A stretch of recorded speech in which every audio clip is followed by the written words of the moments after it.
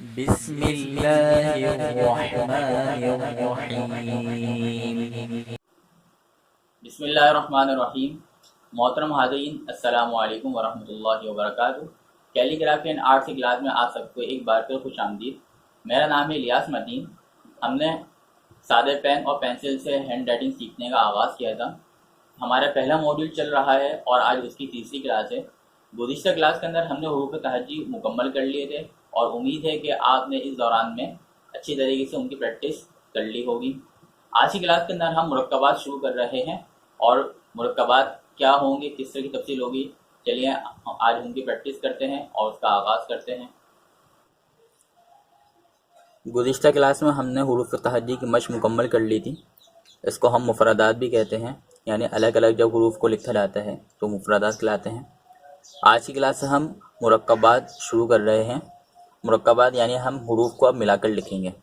तो मुरक्कबात के अंदर हम सबसे पहले दो दो हुरूफ को मिलाकर लिखेंगे। यानी हमने जैसे स्टार्ट करना है बे से, तो बे की जो इब्तिदाई शक्ल है उसको हम आज की क्लास के अंदर फोकस करेंगे और बे को अलिफ से लेकर ये तक तमाम हुरूफ के साथ मिलाकर लिखेंगे। अच्छा, सबसे पहले तो ये समझ लीजिए कि बे को जब भी मिलाकर लिखते हैं तो उसकी अलग अलग शक्लें बनती हैं। बे की जैसे एक शक्ल इस तरीके से होती है, बे की एक शक्ल इस तरीके से बनेगी, तीसरी शक्ल इस तरीके से होगी, एक शक्ल इस तरीके से होगी और इसी तरीके से एक शक्ल यूं करके होगी। तो मुख्तलिफ हुरूफ के साथ इसकी शक्लें बदलती चली जाएंगी। मैं आपको आज की क्लास के अंदर ये बताऊंगा कि किस हर्फ के साथ बे किस तरीके से बनाया जाता है। तो हमने इस तरीके से लाइन ड्रॉ करेंगे ताकि हमारे लिए ये समझना आसान हो कि हमने कितना ऊपर लाइन कितने ऊपर से और कितने नीचे तक हर्फ को बनाना है। बे की जो पहली शक्ल है ये तकरीबन 6 हुरूफ के साथ बनती है। बे अलिफ जो है इस तरीके से यहाँ बनाएंगे और ऊपर तक लेके जाएंगे जिससे कि अलिफ का साइज था। इसी तरीके से बे और दाल है। अच्छा, दाल बनाने का तरीका वैसे ही है जैसे कि हमने रे बनाना सीखा था मुफरदात के अंदर। मुफरदात में हम रे इस तरीके से बनाते थे, लेकिन जब ये मुरक्कब में आ जाएगा दाल तो वो रे की सूरत में ही बनेगा इस तरीके से। इसी तरीके से बे और काफ है और बे लाम। इसी तरीके से इसका थोड़ा सा हम छोटा करके बनाते हैं बे और बे, उसके अंदर भी हम इस तरीके से बनाएंगे और इस तरह बे और नून।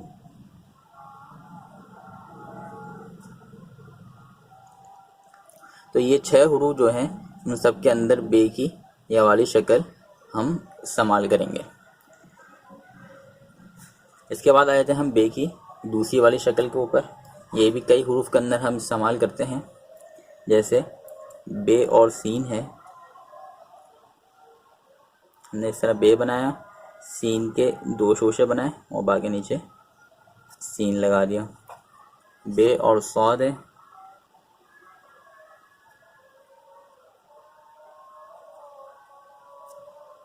इस तरीके से बे और तोय हैं।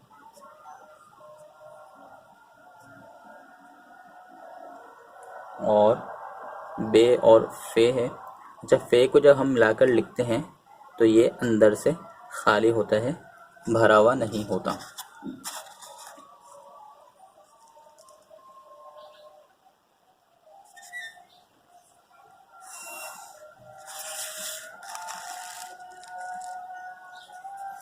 इसी तरीके से बे और कौफ है। अच्छा, कौफ जब इस तरीके से 2 हर्फ के अंदर बनेगा तो ये अंदर से फिल होगा यानी भरा हुआ होगा, लेकिन अगर दरमियान में आएगा तो उस सूरत के अंदर ये अंदर से खाली होगा। और आखिरी हर्फ जो है वो है बे और वाव।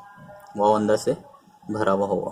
तो ये चंद हुरूफ हैं, जैसे 1 2 3 4 5 और 6। इन 6 हुरूफ के अंदर भी बे की ये वाली शक्ल हम इस्तेमाल करते हैं। इसके बाद ये तीसरी नंबर की शक्ल है, ये बे और जीम के अंदर इस्तेमाल होगी।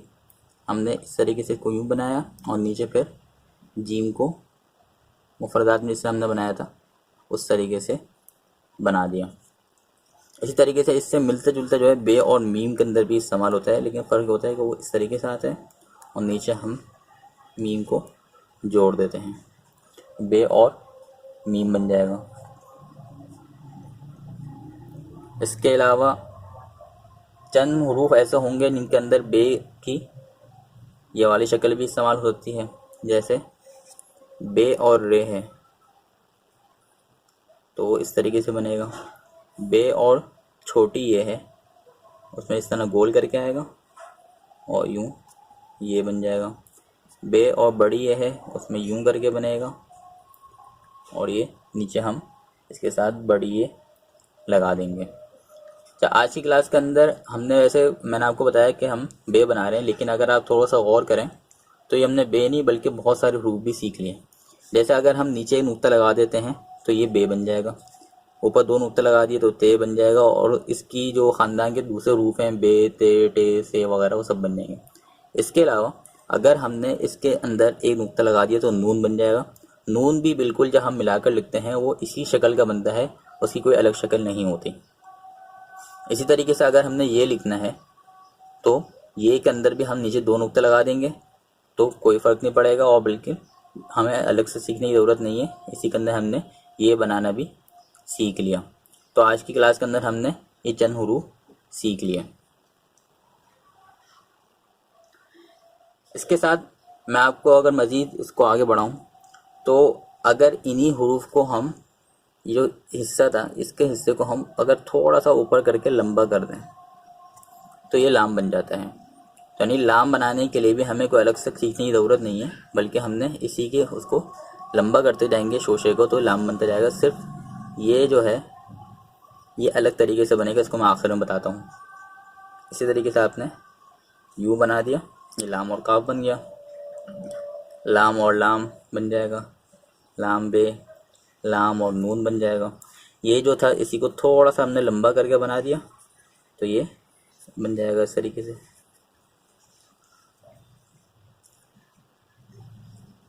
ये जो है लाम ये हम थोड़ा ऊपर से बना लेंगे इस तरीके से और इसको थोड़ा सा नीचे। मैंने आपको एक बात शायद पहली क्लास में बताई थी कि हम जो है इस लाइन के ऊपर कोई हरफ नहीं बनाते, इससे नीचे नहीं बनाते, लेकिन चंद जगहों पर हमें मजबूरी होती है जहाँ जिस तरीके से लाम और जीम आ रहे हैं तो इसके हिस्से को हमने ऊपर भी लेके जाना होता है नीचे भी, लेकिन फिर भी हत्तल इम्कान हम कोशिश यही करते हैं कि हम ऊपर कम से कम लेके जाएं ताकि ऊपर वाली लाइन भी कम डिस्टर्ब हो और नीचे वाले हरूफ भी हमारे ख़राब ना हो। लाम और मीम है यूँ बनाया और नीचे हमने इसके अंदर मीम जोड़ दिया। लाम और रे है इस तरीके से जोड़ दिया।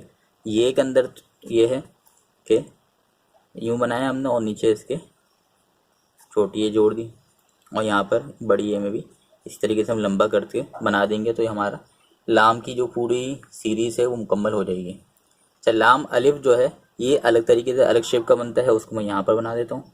आपने लाइन नंबर 1 और 2 के हाफ से स्टार्ट करके लाइन नंबर 2 और 3 के हाफ तक लेकर आना है और उसके बाद नीचे से इस तरीके से बना देना है और आपके सामने ये शेप आ गया। अब इसके अंदर हमने अलिफ बिठा देना है जो इससे थोड़ा सा इस तरीके से आएगा और यहाँ नीचे तक मिल जाएगा।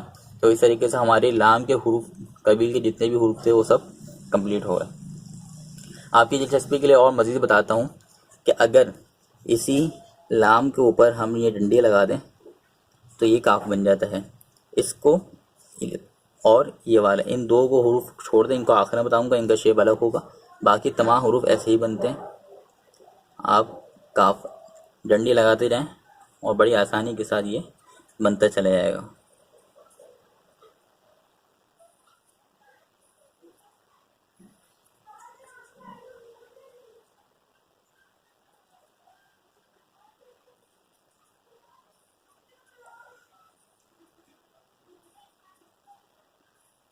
काफ और ये इस तरीके से भी बना सकते हैं और हम इस तरीके से ही बना सकते हैं। 2 हरूफ जैसे कि मैंने आपको छोड़ दिए थे शुरू में, वो होता है काफ अलिफ और काफ और लाम। उनका शेप अलग होता है। वो किस तरीके से बनाए जाते हैं, जिस तरह हमने मुफरदात के अंदर गोल है बनाना सीखा था इस तरीके से इसी को हम बनाएंगे यूँ, और काफ अलिफ के अंदर इसको हम ऊपर तक ले जाएंगे और यहाँ पे इसकी डंडी लगा देंगे, काफ अलिफ बन जाएगा। और अगर काफ और लाम लिखना है हमने तो लाइन नंबर 2 के ऊपर से हम शुरू करेंगे इस तरीके से, यहाँ नीचे बना देंगे और उसकी लगा देंगे, तो इस तरीके से काफ और लाम बन जाएगा। तो आज की क्लास के अंदर हमने बेसिकली 3 शक्लें बनाना सीखी हैं। एक बे की शक्ल बनाना सीखी है, दूसरी हमने काफ की शक्ल और उसके अलावा लाम की।